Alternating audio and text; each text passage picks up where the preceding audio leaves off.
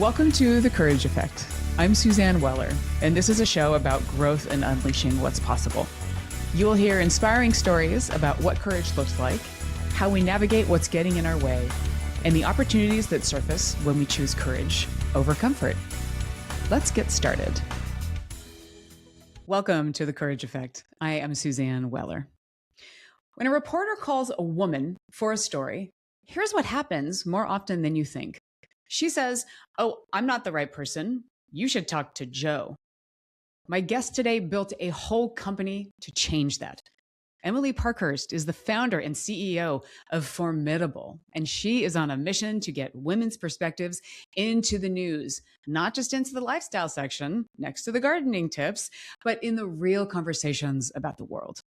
We get into why women opt out of the spotlight while men rarely do, how Emily fell backwards, as she says, from professional clarinet player into journalism, and why putting yourself out there, even when it's uncomfortable, isn't ego. It's a service. Because the wake we leave behind when we step into our courage, it is never just about us. Here's my conversation with Emily Parkhurst. Emily, welcome to The Courage Effect. I am really looking forward to this conversation as somebody that is a friend and has truly inspired me over the past few years. It is a joy to have you here. I'm so honored, Suzanne. Thanks for having me. You have done a number of remarkable things, and I would really love to start this conversation by talking about Formidable, which is how you got on my initial radar. So can you talk to us a little bit about what Formidable is and why you founded it? Happy to. So I've spent most of my career in journalism and in media, and have found over the years that, a lot of journalism, you're calling up sources and you're trying to get them to talk to you about different stories at different times. And a lot of reporters kind of get in the habit of reaching out to the same people over and over and over again. So when I was working in newsrooms, we would try to diversify our sources, right? Like try to find new people with new takes on things. And that also, was try to find not old white men all the time to talk to for stories. And what we found, Suzanne, is when we would call up women, particularly women, and ask them to comment for stories, they would inevitably tell us, "Yeah, I'm not the right person. But Joe over here, he talks to the press all the time. Why don't you talk to Joe?" And so it kind of became this self-fulfilling prophecy that women were opting out of talking to the press. And I came to the realization that it was less that they didn't want to talk to the press and more that they didn't really know how. Yeah. And they didn't know the expectations. And a lot of women were feeling like, I don't know that I'm really the right person. They genuinely felt that. And so it really inspired me to start Formidable, where we're trying to create this safe space for women to have a good experience with the press. We know the press has not always been fair to women. It's still not. You've seen the video clips of women being asked the dumbest questions that you could possibly imagine and, patronizing kind of experiences for them. So we want to kind of demystify what it's like to deal with the media, give women a good experience with the press, and help them understand their value in talking to the media and how it can benefit them as well. And in doing so, we also want to create content that is valuable to women leaders and can help inspire them and help them better understand the world. And so we report the news through a women's lens. We're going out of our way to find women leaders to talk about what's going on in the world and producing stories that are like legitimate news stories, just framed through a women's lens. That's so interesting that it came from the idea of women opting out, because that's one of the things that I know when I started getting requests to do media, and it was exactly that. It was like, oh, wow, they want to talk to me. So there's that first like humility sometimes in overdrive, which we know as women can definitely work against us. I mean, for men too, but I think even more so for women. Yeah, it's that idea of, oh, wow, I don't want to sound like an idiot, or I'm not prepared to do this. I have to have media training because I also worked in media and I knew all these people that did it. And I was like, well, I'm not that. It's amazing how we box ourselves in. It's so true and unnecessarily so. And it's been my experience, Suzanne. This will probably shock none of your listeners, but men don't have that same reaction generally. When you call up men as a journalist and ask them to comment for stories, unless they're in a situation where they can't for whatever reason, legal reasons and whatnot, they'll talk. And the other piece too is that women don't seek out publicity generally in the same way that men do. I was in a position for about 6 years to receive pitches for op-eds, opinion editorials that people write for the newspaper. And I think in those 6 years, 5 women pitched me stories. Wow. And I got pitched every single week by men. So we just don't wake up in the morning and think, everyone needs to know what I think about this particular topic, informed or not. But it turns out men do. And it was such a stark contrast that it was like, we're missing out on this huge opportunity as women leaders. And that's part of the reason that women are 50% of the population, but only represented in 25% of news stories as commentators. And so it's partially our own fault and partially the media's fault, but we got to do something to fix it. And that's what I'm trying to do. Love it. And so important. And the other thing that really resonated for me when I first discovered Formidable was that it wasn't about just the lifestyle section. It wasn't about, and not that there's anything wrong with the lifestyle section, but why are we automatically defaulted to go there instead of talking about real important issues?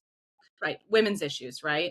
Totally. It's placed next to the gardening section in features, like literally in The Guardian, which is a very well-respected, UK publication. Mm-hmm. Women's issues are literally next to the garden section. It blows my mind every time I still see it. And what is a women's issue anyway? As far as we're concerned at Formidable, it's everything. Everything is a women's issue. And if you just ask women to talk about it, a lot of times they have a little bit of a different take than what's out there now. And that's what we're trying to do is like, let's bring a women's perspective, which can be a little bit different just because their lived experience is different, to this, general concept. I interviewed a woman a while back when we were talking about debt equity financing when it was a big deal and some of the trends that she was seeing in that space. And she just had a little bit of a different approach than I'd heard from other people about that particular investing strategy. And it was fascinating to talk to her. And she was a Black woman who was one of very few in that particular industry. And so she just had a different lived experience that she brought to the table. And it was great to hear. So important. And you come from a journalism background. I'd love to hear a little bit about how you got into journalism in the first place. I sort of fell backwards into journalism is the short answer to this question. I started out as a classical musician. And so I was a professional. Know that. Yes. So I got my undergraduate degree in classical music performance, and I played professionally for a while after I graduated, including with a couple of symphonies. And it turns out it's really hard to make a living as a professional clarinet player. I'm sure that's surprising to hear. And so I went to grad school and got my degree in creative writing because that seemed like a much more lucrative industry. Creative writing, known for the high pay. Clearly, I'm not motivated by money. But after I graduated, I just wanted somebody to pay me to write, and I didn't particularly care what it was. And I was uniquely qualified to write about classical music. So a local newspaper in the city of Portland, Maine, where I was living, hired me to be their writer about classical music. And so I got into that. And then 2008 happened. A lot of the downturn happened, and the arts world really was crunched by all of that. And I found myself actually reporting some news around classical music and what was happening to the symphony and what was happening to some of the other arts organizations. And it got me more into the news side of things than the commentary side of things. And then I got an editor that I knew took a chance on me as just a regular reporter covering small city government. And so I got my start as the Cops and Courts reporter for a small local paper, and I would go cover the a town hall, let's call it what it was, very small town hall meetings, and learned very much on the job. And so worked my way up at larger and larger newspapers, and then ended up coming out to Seattle to cover the tech boom in 2011, 2012, which was a fascinating time to be covering Amazon in Seattle. They'd just moved to South Lake Union, and it was just a really interesting moment in the company's time. And so I was covering them and kind of worked my way up at the Business Journal out here in Seattle. And that's a little bit about that. So it was an unconventional track. It was an unconventional track. Yeah, that's fascinating. And you were also at Cornish, your time leading Cornish as well. So that now there's a through line there that's making more sense for me.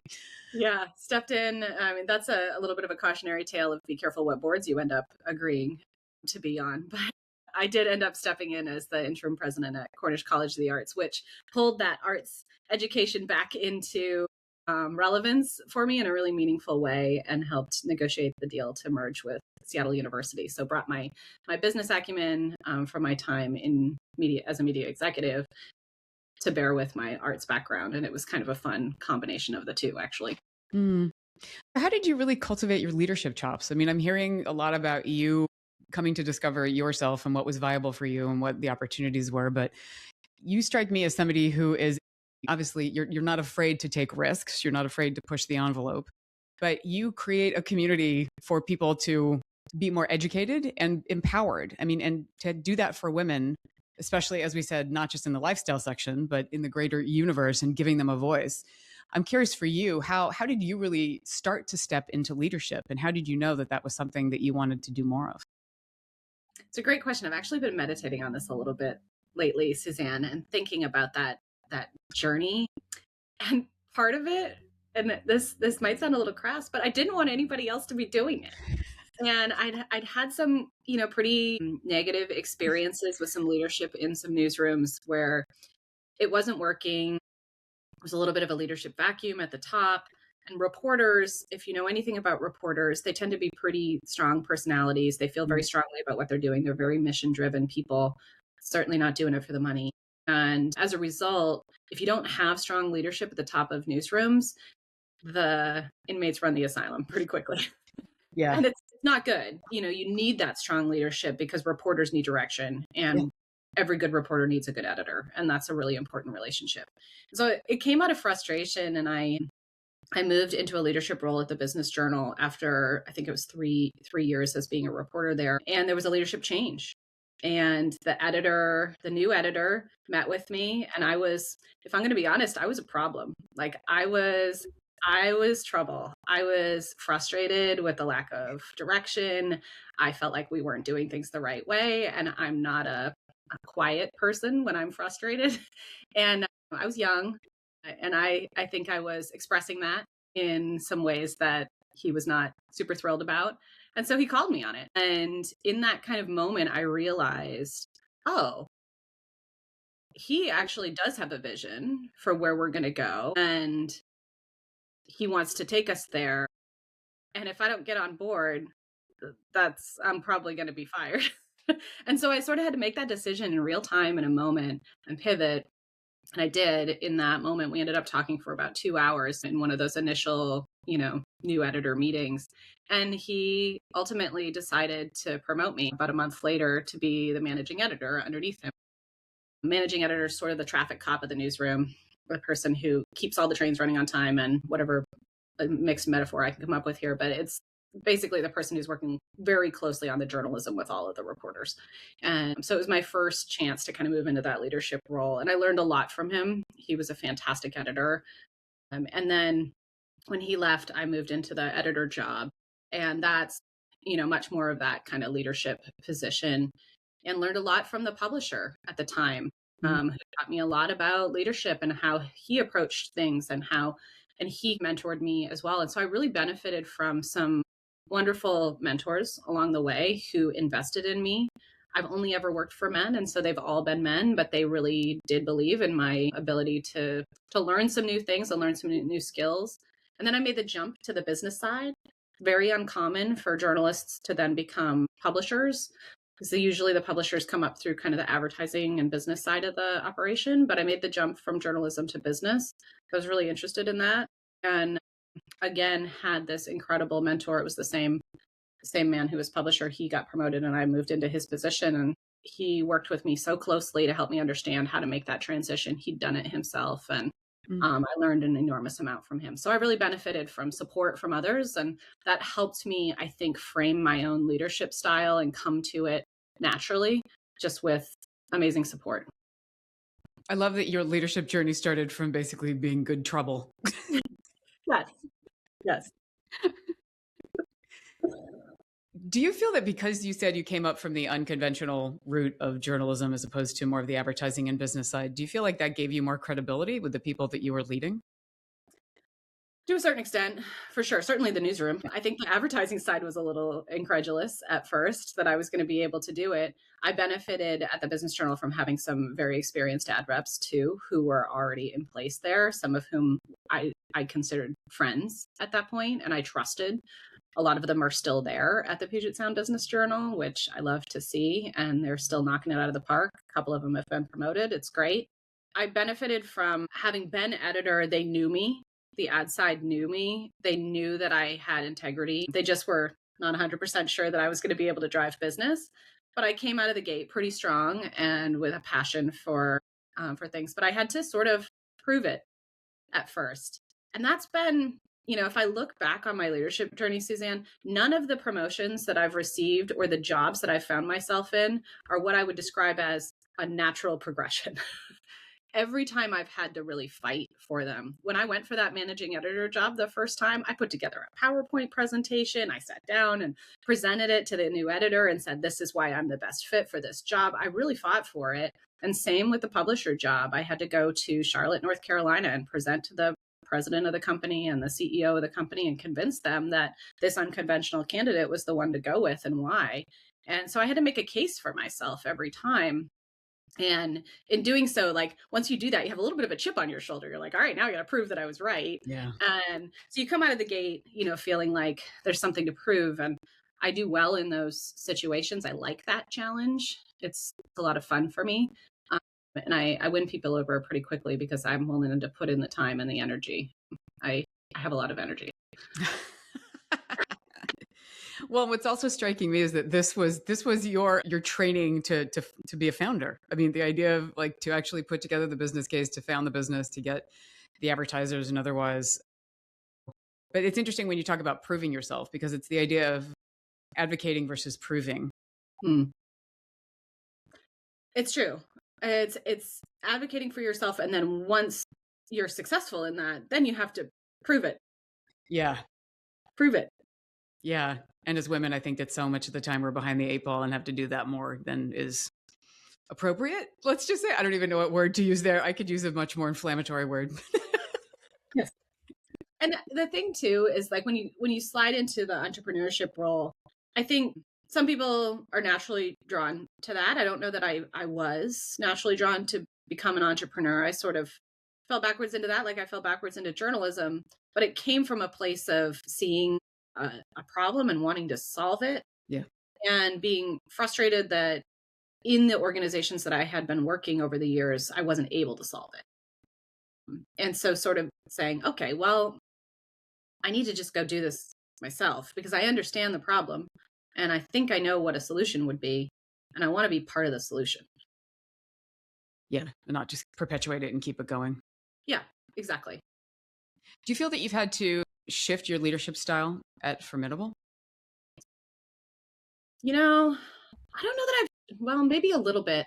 I think it's a shift in mindset almost as much as leadership style, where you go from, the company that I was at before Formidable, I had about, I think 120 people on my team who sort of reported up to me. So it was a decent sized media organization. Yeah. I had hired almost all of them because we were growing really quickly.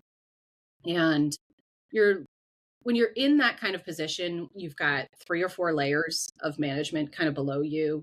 You're managing the managers, you're trying to express leadership through multiple layers. That's a very different strategy than I have 5 employees now. I'm not managing a large team here, but what I am managing is our focus, our time, figuring out where, how the business is going to evolve, moving with the evolution, watching for trends and saying, oh, maybe that's actually more what the business needs over here. And that's surprising me a little bit. I decided to go with a services-based model instead of an ad-based model, which we can talk about. And there's just not as much of a blueprint there in media for what that looks like. So having to kind of build some of those concepts from scratch without a lot of models to base that on has been both fun and challenging. But one thing that I keep thinking about, you always hear people say about entrepreneurship, like you have to bet on yourself. You have to bet on yourself. And I would say that that's true, but you have to do that every day. And that's what people don't realize is you have to bet on yourself every morning when you get up. And it's it's basically all on you. So you're constantly making that bet. And some days you just don't feel like you can make that bet. Yeah. And it's really hard. And you need to sort of surround yourself with hype women who are going to like you, who are going to make you feel like, okay, no, I can do this, even though today wasn't the greatest day. Like I can push through this and I'm going to continue to bet on myself every day. Yeah, I'm happy to be in that camp. And it's also I mean, you're making me think of the whole personal board of directors, which is something that I take very, very personally. And it's so meaningful because you have different women and different people in your life. I mean, you talked about the men that you worked for that were really important mentors for you. I had the same, and I'm incredibly grateful for that. I'm incredibly grateful that those are the relationships that I've also learned that I need to cultivate. They're not just happening. For sure. Yeah, you do have to cultivate them, and then you have to keep cultivating them. So it's the same sort of thing with betting on yourself every day. Like that boss that I had, his name was his name is Emery, and a lot of people know Emery. He's a great guy. I went out of my way to figure out the best way to manage upward, like to manage him. He was a very strong personality. He had very strong opinions about the direction of the organization. And, when I reported to him, we didn't always agree on things. And so managing those relationships and understanding the value of managing upward, I had sort of a motto that I kept with him, which was feed the bear so he never gets hungry. So I'd bring him projects and things that we could work on together to kind of keep him out of my daily business and like focused on the bigger pictures. And I think you just kind of figure out how you're going to manage your boss, but also get support from them. Yeah.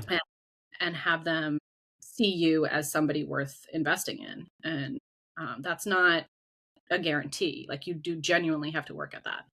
Yeah, undoubtedly. And as you said, every day it's about betting on yourself every day, even when you're feeling like you're not necessarily, you're not in that space. You talk about also managing the bear. So, what about managing yourself? You talked about like, these are some of the things that you've been reflecting on. Obviously, this is my space very much as a leadership coach, but I'm curious for you, what are the things right now that you're working on, that you're cultivating for yourself as a leader? Yeah, I think my biggest challenge, and I think any entrepreneur will see this in themselves as well, is when you're building the company, so much of it is relying on you personally. Yeah. And there's not much you can do about that early on, especially. I am the sales department and I am the product department. I am also operations and head of content. So, it's Yeah. it can be a benefit that your fingers are in all of these things, but it can also mean that you're code switching all day long. And that can be really intellectually challenging as well. It's exhausting, but also maybe you're not doing your best work when you're going from here to here to here to here to here. Yeah. And so some of the things that I'm working on right now is figuring out, okay, it seems like this is the direction that the business is going and this is where the opportunity is. So I'm going to shift my focus from this thing over here and just let that be good enough and really focus over here. And that's really hard. We're a lot of type A women who, it's really hard to let something be good enough. I struggle with that a lot. It's like, that's going to be 80%. It's not going to be 100%. And we're going to have to be okay with that because this is more important over here.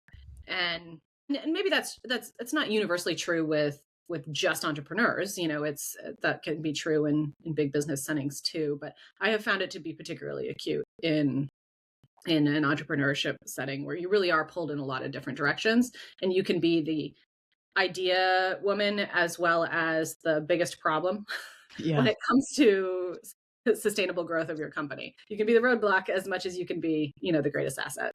Yeah. Yeah, great point. And I can relate to that as a recovering perfectionist. I can relate to that very closely. I'd also love for you, you mentioned the shift from ad-based to service-based. I'd love for you to touch a little bit on that. Yeah, so a lot of people probably associate media. If you think about your daily newspaper, you flip through it, you see ads in it, right? That's super common. You're listening to the radio and ads come on. Most media is ad supported and has been for centuries. Yeah. That's a very traditional business model. Google and Facebook took that revenue Yeah. over the last 20 years. And I think media companies that are heavily reliant on ads have built out some kind of niche. And the ones that are nichey, I do think of the Business Journal as a good example of that, where they can still retain a pretty sizable chunk of that ad revenue because they're reaching a very specific audience with buying power. But if you're going to a more general audience, the advertising model is dead. We lost it. The media companies lost it to Meta and Google. And if you're concerned about the state of democracy, you can track that directly to the ad shift from media to social media. And the reason, so every newspaper that I worked for before the Business Journal has closed, every single one. And they closed because the ad revenue all went online to social media companies and to Google. And so they're not sustainable anymore. And so nobody has access to those resources anymore. The idea that, local media is really hard to do. It's really hard to do because it's an ad-based model. Yeah. That just doesn't work. And so when I set out to start a media company, my first rule was I will not sell ads. I won't do it. I think it's a broken model. I think it's the wrong thing to do. And I've only worked for companies that sell ads, and I hate it. I hate it. You're beholden, right? I mean, that's the other side of it. And it just doesn't, you're selling space in a publication. And so it's fleeting. It doesn't have a lot of staying power. People see an ad, people tune them out. Like, it's just not a great business anymore. And so I set out to start Formidable using a very different revenue model. And I am of the belief that every good media company should have multiple business models. Mm-hmm. It's too easy for the rug to be pulled out from underneath you if you're heavily reliant on one thing. And so I based Formidable on sort of a three-legged stool of revenue. We might add more legs at some point, but at this point, 3 is all I can manage. So we have our membership-based model, which is very much the services model that I really tie to our mission, which is we have an incredible group of women leaders who joined us as members. And what we're trying to provide for them is spaces for them to gather, to learn, to gather great new skills, to connect with each other. And we also want to elevate each of them. So we're creating spaces for our members where they can speak about the things that they are experts in, yourself included, where we can put them on stage, give them the microphone, give them this space where they can talk about the things that they are deeply experienced in and share those things with our other members. And so that's been a really important part of how we're uplifting women leaders, is to create those spaces for them to shine. To feature them in our publications. That's been, another really important part of the membership. And then also to offer to a lot of them, one-on-one consulting to talk about, like, what's your personal brand? How are you thinking about your media strategy? And let's talk about how you want to do that. We had a member who really wanted to get an op-ed published. And so we worked with her. I edited it with her. We went back and forth and we submitted it and she got that published. And so doing things like that, that's more of the services-based business. We also run a content studio that's available for folks where basically you want content produced. Say you have a podcast, but you don't want to take the time to write a newsletter. We'll come in and manage and write the newsletter for you. It comes out of your existing content, but you don't have to take the time and the energy to do that. So we manage quite a few people's newsletters on behalf of them, ghostwrite and white label it for them. We do that on behalf of brands as well as individuals. And it's not just newsletters. We'll do thought leadership, social media content, all different kinds of things for different brands. So that's another business model. And then the third one is live events. So we are doing our first large scale live event this fall, which we're really excited about. It's the Formidable Women's Health Summit. And it's going to be an all day summit on October 30th. In Bellevue, Washington, where we're going to have this incredible lineup of speakers. Oh my gosh, I cannot wait to reveal all the speakers. They're amazing on a wide array of topics, and trying to aim to hit women at different points in their life cycle. So we've got some content that's sort of in the track of fertility, pregnancy, postpartum track, and then we've got a perimenopause and menopause track, and then we have a healthy aging and longevity track. And of course, there's things that cross over, but That's sort of how we're trying to put the content together. We've got an opening keynote with Dr. Kelly Casperson, who's incredible, has also an amazing podcast like yourself that's worth listening to.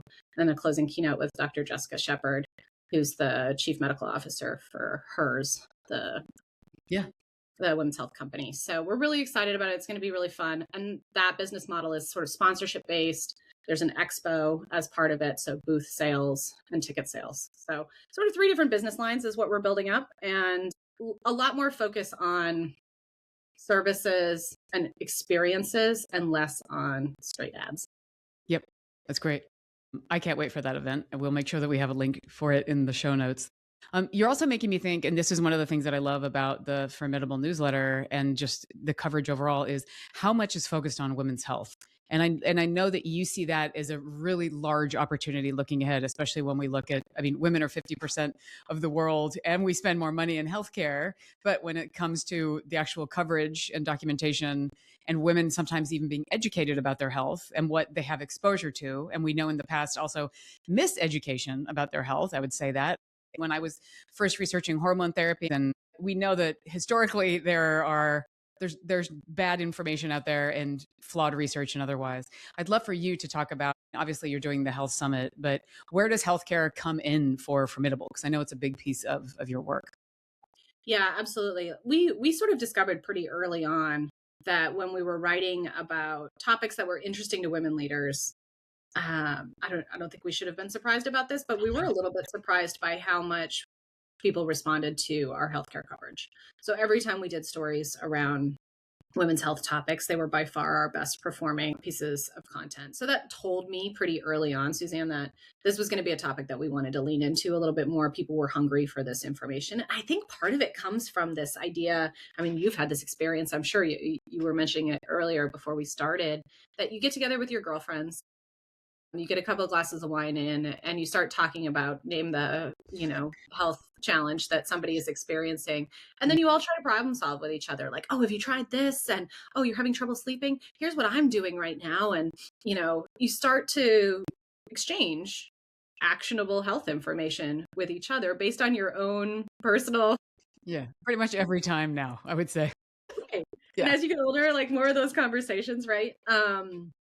And so it just got me thinking, why do we have a whisper network for women's health? Why do we not have a clearinghouse for this information where we can share it with each other, but we can also learn from really well-educated, smart people who are spending their careers in this space and really understand what is going to work, what isn't anecdotal, but is actual, and can share that information with us. And so that's part of why I wanted to do the conference. It was like, let's kick off maybe a more robust database of information with a live event where people can get that information firsthand from the researchers, the physicians, the people who are on the front lines and dealing with these women's health issues every single day, and can tell you want to talk about sleep?